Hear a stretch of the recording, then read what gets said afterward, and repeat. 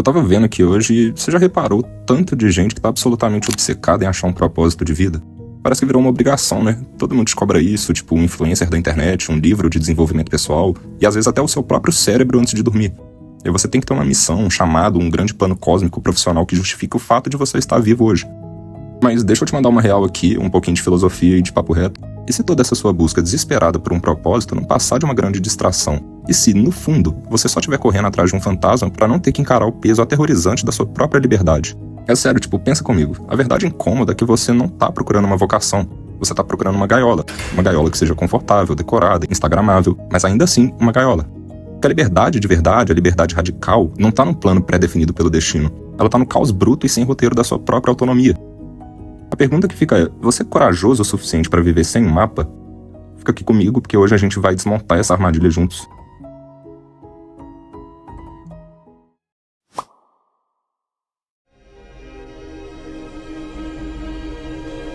Olha o cenário onde a gente está enfiado hoje, em pleno 2026. A gente vive num ambiente digital caótico, rápido, onde tudo muda em 2 segundos. É uma enxurrada de informação, ansiedade, inteligência artificial fazendo metade do trabalho e você aí no meio, sentindo que tá ficando para trás. Aí o que a mente humana faz como mecanismo de defesa psicológica para não surtar? Ela busca uma estrutura rígida, um propósito.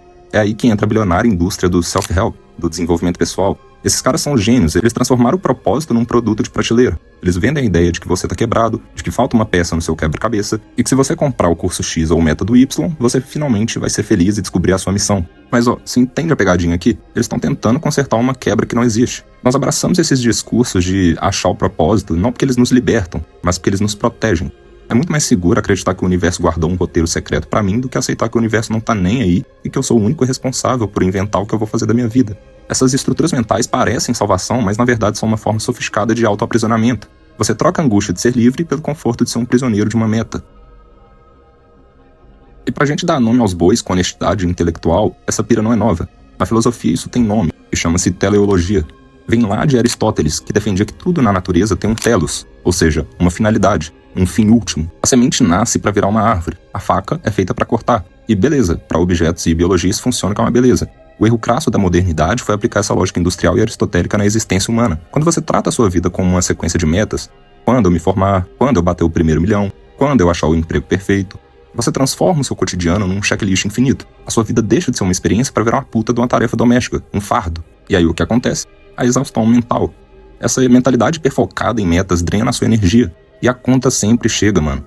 Quantas pessoas você conhece que passaram anos sacrificando a saúde e a juventude para alcançar o tal grande objetivo da vida e, no dia seguinte que conseguiram, caíram numa crise de identidade esmagadora? O sujeito olha para o troféu na mesa, olha para o espelho e pensa, putz, e agora? Quem sou eu se o meu propósito já foi cumprido? É o vazio que surge quando a linha de chegada some.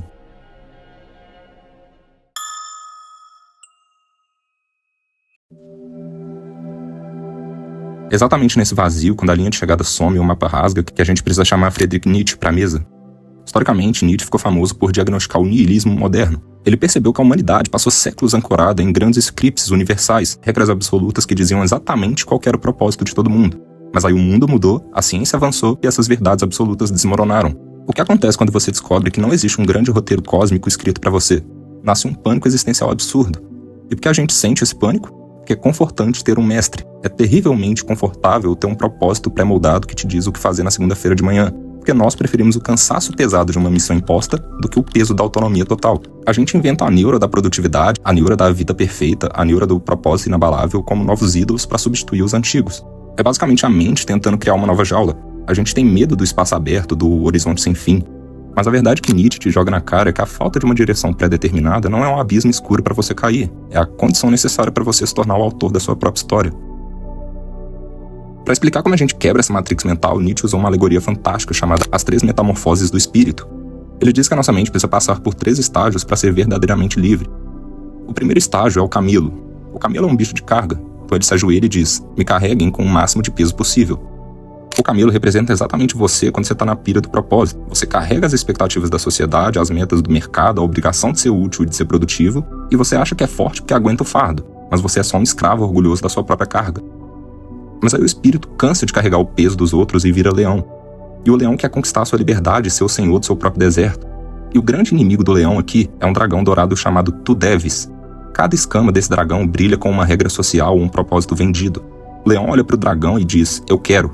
Então, ele quebra a gaiola, ou seja, ele destrói a necessidade de validação externa e diz um não gigante para esse eu estruturado que tentaram enfiar a goela abaixo dele.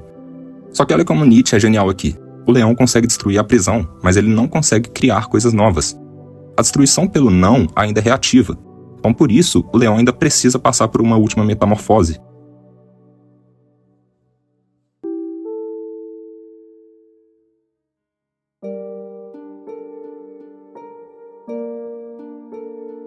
E o leão precisa virar uma criança. E por que uma criança? Porque a criança é inocência, é esquecimento, é um novo começo. A criança não age para alcançar uma meta final no futuro. Ela joga pelo prazer do jogo no presente. Ela faz as coisas pelo valor intrínseco delas. Ela não está tentando ser útil para o PIB ou para os seguidores. Ela está apenas existindo no fluxo bruto do agora. Virar criança é o estágio da liberdade real. É quando você finalmente para de perseguir esse próprio fantasma, essa cenoura que colocaram na frente do seu nariz para tentar te manter correndo na esteira do desempenho e aceitar o caos sagrado de apenas ser. A grande virada de chave desse vídeo é a seguinte: quando você finalmente desiste por procurar uma razão externa para viver, você finalmente se dá a permissão para começar a viver de verdade. Tira o peso das costas, você não é um camelo, você não tem que carregar o fardo de uma essência pronta. E aí você vai continuar sendo um bicho de carga orgulhoso da própria gaiola, ou vai ter a audácia de mandar o dragão se fuder e viver no caos da sua própria criação? Se essa conversa te fez pensar um pouco, deixa aqui o seu gostei embaixo, comenta qual estágio você tá hoje, camelo, leão ou criança, se inscreve no canal para não perder os próximos vídeos e tamo junto.